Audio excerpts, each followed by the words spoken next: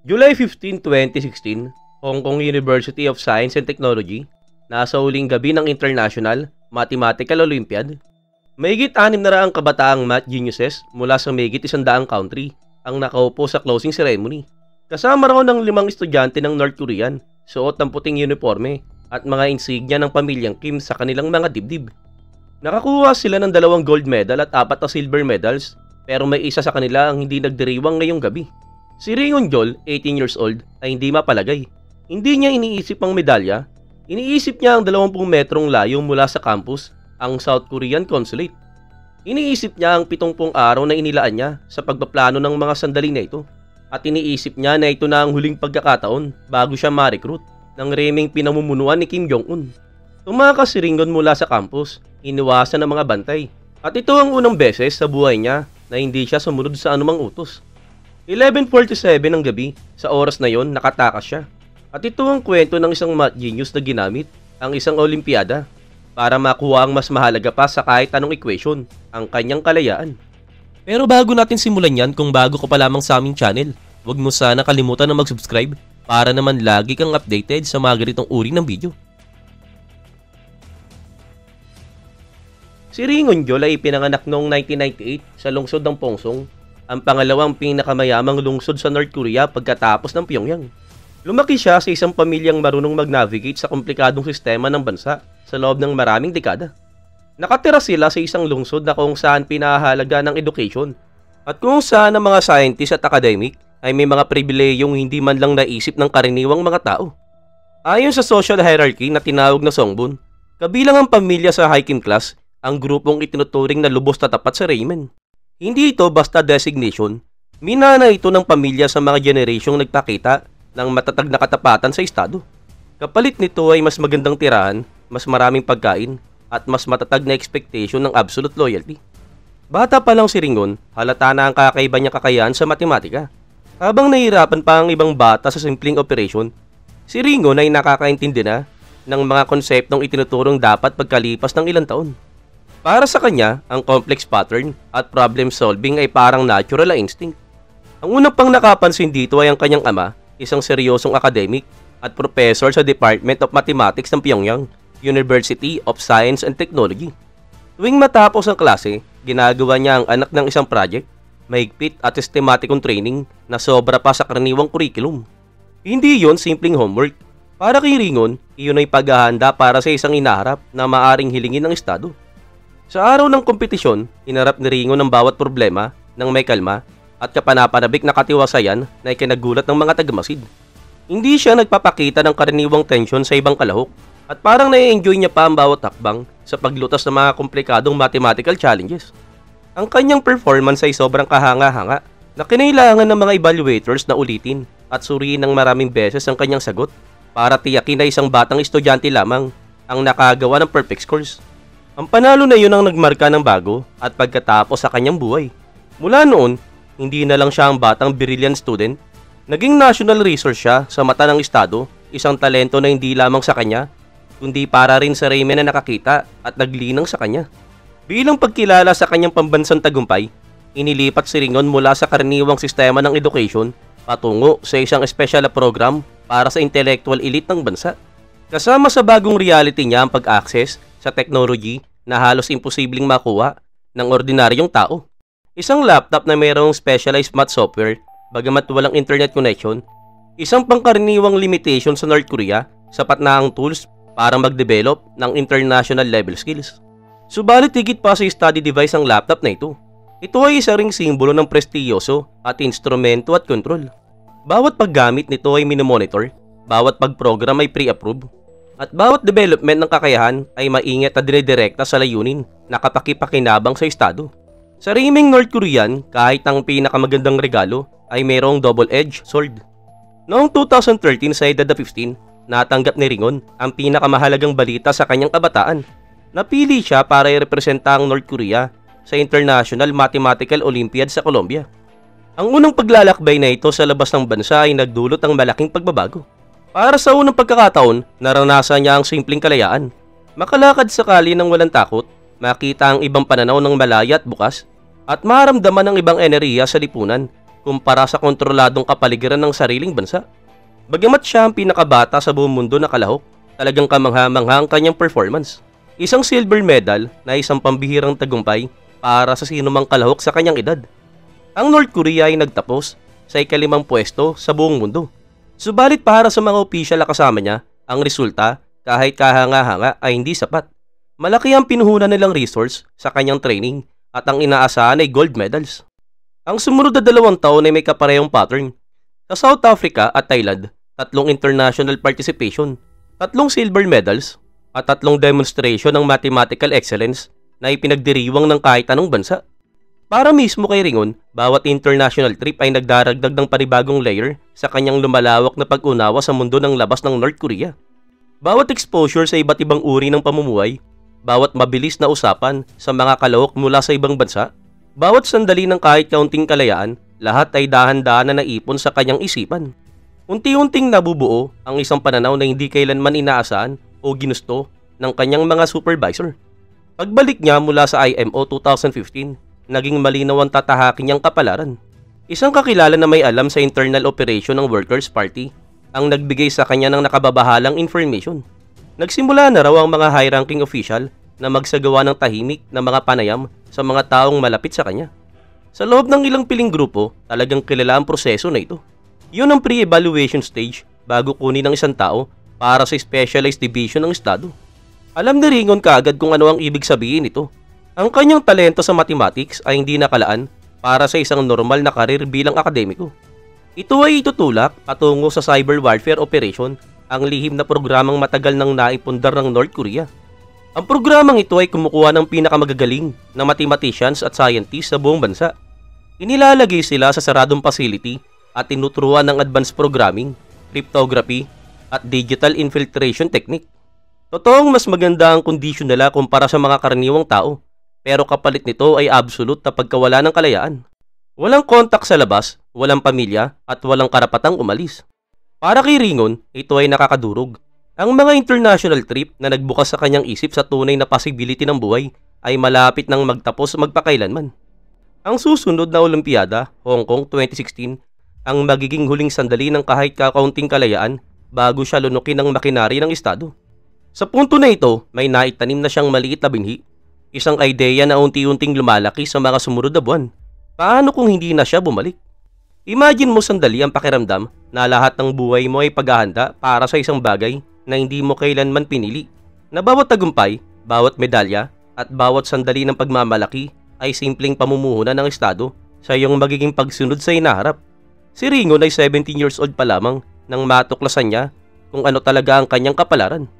Ang mga sumunod na buwan ay naging psychological torture para sa kanya. Sa araw, nagpapatuloy siya sa kanyang mathematics training routines, nagpapanggap na interesado sa mga ideological lesson at inuulit ang mga praise ng loyalty na natutunan niya mula sa pagkabata. Ang bawat ngiti ay acting, bawat kilos ng pakikipag-ugnayan ay perpektong maskara. Sa gabi, habang natutulog ang ibang member ng pamilya, sinimula ni Ringo ng pag-aaral ng isang bagay na hindi niya inakala na kakailanganin niya, ang geography ng Hong Kong. Ang 2016 Olympiad ang magiging huling competition bago siya mag-18 at sa makatuwid ang huling pagkakataon niyang makalabas ng bansa. Sa mga buwan na ito, namuhay siya sa dobling buhay. Sa labas, perpektong anak, model student, math genius ng Raymond.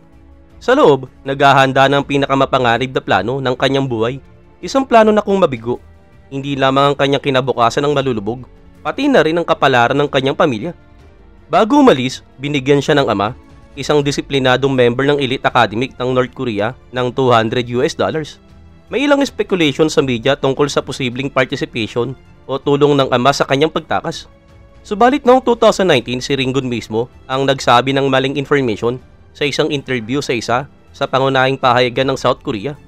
Ayon mismo sa kanya, sana ay maitama ang maling information tungkol sa aking ama dahil maaari rin akong maparusahan. Kung sinabihan ko siya na pupunta ako sa South Korea, sasabihin niyang huwag ako pumunta. Ang $200 na ibinigay niya sa akin ay para pang pocket money. At sinabi niya, kung kailangan mong bumili ng kahit ano, bilhin mo at yun lang.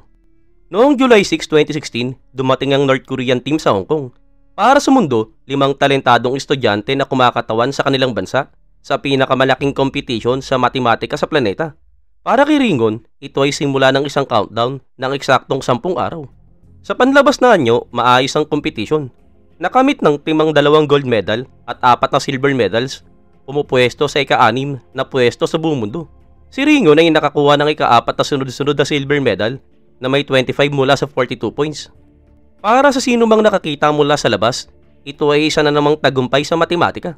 Subalit para kay Ringon, wala nang halaga ang medalya o pagkilala. Sa loob ng 10 araw sa Hong Kong, hindi siya naglutas ng equation para sa karangalan ng bansa. Sa halip, inisip niya ang mas komplikadong bagay, ang possibility ng matagumpay na pagtakas mula sa pinakasaradong bansa sa buong mundo. Bawat araw na lumilipas, bawat oras na papalapit ang pagtatapos ng competition, tumataas ang tension ng exponential. Na-memorize niya ang eksaktong 32 kilometers mula sa campus hanggang sa South Korean consulate. Pinag-aralan niya ang mga ruta ng taxi, ang mga schedule, at hinasa ang simpleng English na kakailanganin niya upang makarating sa kanyang destination. Nang dumating na ang July 15 sa closing ceremony, 602 na kabataang mathematicians mula sa 109 countries ang nagdiwang ng pagtatapos ng competition. Subalit si Ringon na hindi nakangiti, hindi mapakli ang kanyang isip. Alam niya na sa mga susunod na 24 hours, magbabago ang kanyang buhay magpakailanman. Naghintay siya hanggang sa natulog na ang huling kasama niya. Tahimik niyang inayos ang maliit na backpack. Ang $200 mula sa kanyang ama, papel na may address na nakasulat sa Chinese, at determinasyon na hinasa sa loob ng maraming buwan. Naitala ng security cameras ng university ang eksaktong sandali, 11:47 ng gabi. Isang estudyante ang lumalabas ng campus ng mag-isa, isang malinaw na paglabag sa protocol ng North Korean supervision. Sa oras na yon, tinawid ni Ringo ng isang invisible pero definitive na linya. Ang unang taxi na nagatid sa kanya mula sa campus patungo sa Hong Kong Airport. Para sa iba, maaaring mukhang walang plano ang desisyon na yun. Pero sa katotohanan, brilliant at maingat ang calculation. Sa airport lamang siya tiyak na makakahanap ng South Korean staff 24/7. Sa counter, ang isang empleyado ang naging kanyang unang kontak sa kalayaan. Sumunod ang protocol, agad itong nakipag-ugnayan sa South Korean consulate. Ang sagot dito ay malinaw, dapat makarating si Ringon sa consulate sa sariling paraan upang maiwasan ang anumang diplomatic issue. 38 kilometro patungo sa kalayaan, ang taxi na papunta sa consulate, ang ikalawang pinakamahabang biyahe sa kanyang buhay, ay naging matagal sa pakikipagsapalaran. Ang 38 kilometer mula sa airport hanggang sa consulate ay tila walang hanggan, 38 kilometer sa pagitan ng pagkakaalipin at kalayaan. Pagdating sa consulate, binigkas ni Ringon ang mga sentence na inaasa sa loob ng maraming buwan. Gusto kong manatili, gusto kong maging malaya. Alam ng opisyal mula sa South Korea ng eksakto ang ibig sabihin ng kanyang mga kailangan. Mula sa mga sandali na ito, nagsimula na ang 70 araw na diplomatikong negotiation na magtatakda sa kanyang kinabukasan. Sa loob ng 70 araw na yon, namuhay si Ringon sa isang existential limbo sa loob ng consulate. Hindi siya North Korean ni South Korean at wala siyang pamilya o kaibigan. Tanging oras lamang ang kasama niya upang pag-isipan ang pinakamahalagang desisyon sa kanyang buhay. Maaaring ibalik siya ng mga authority sa China, pabalik sa North Korea anumang oras, isang desisyon na maaaring magdulot ng hatol na kamatayan. Subalit sa wakas, noong September 2016, pinayagan siya ng mga authority ng China na lumipad patungong Seoul. Nakamit niya ang imposibleng pangarap, makatakas mula sa pinakasaradong bansa sa mundo gamit ang isang mathematical Olympiad bilang sasakyan. Subalit ano ang magiging kapalit ng kanyang kalayaan? Naabot niya ang layunin niya walang duda, subalit marahil hindi pa niya ganap na nasusukat ang epekto nito, na ang kanyang pagtakas ay nagsiwalat ng isang bagay na mas gusto sana ng North Korea na manatiling lihim.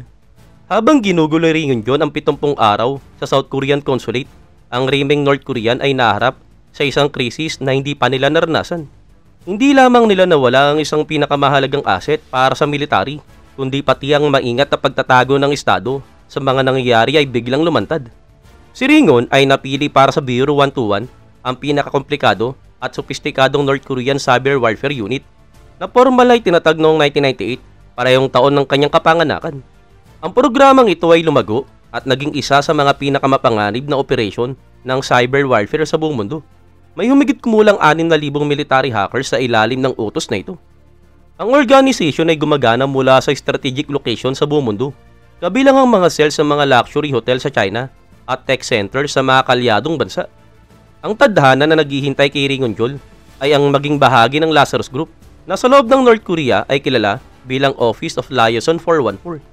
Ang organisasyon na ito ay responsable sa ilan sa pinakamapaminsalang cyber attack sa kasaysayan kamakailan at sinasabing nakalikom ng humigit kumulang $3 billion mula 2017 upang pondohan ng reymen ng North Korea.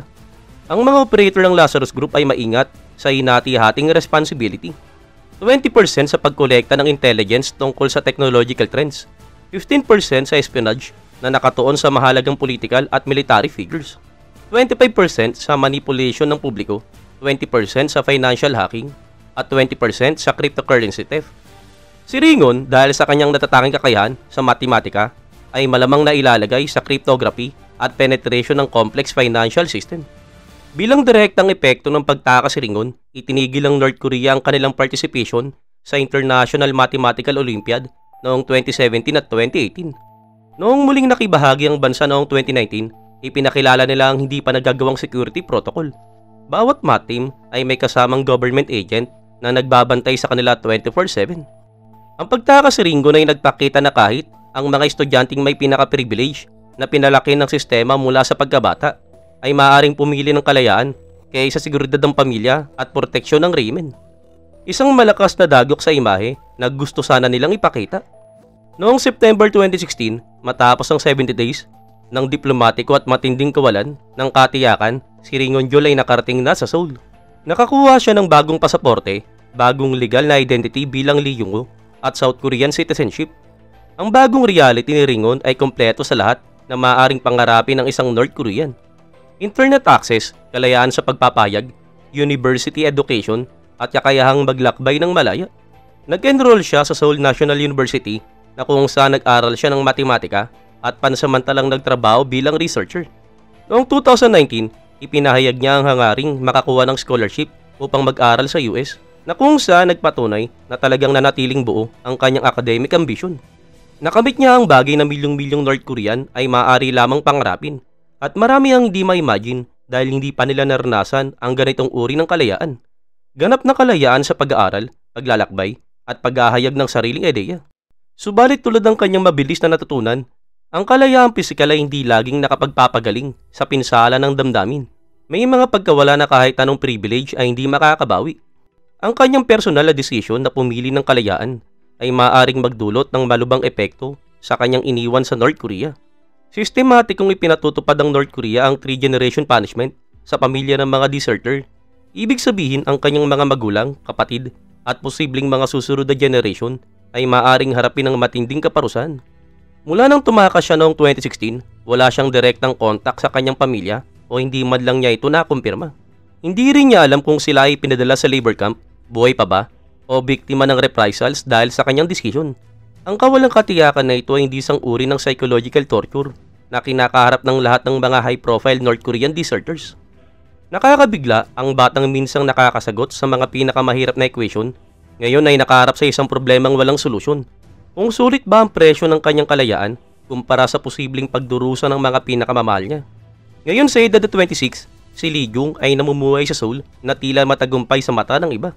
Natapos ang pag-aaral ng matematika sa Seoul National University, may ganap na kalayaan, makapaglakbay, mag-aral, at magpahayag ng kanyang ideya ng walang takot.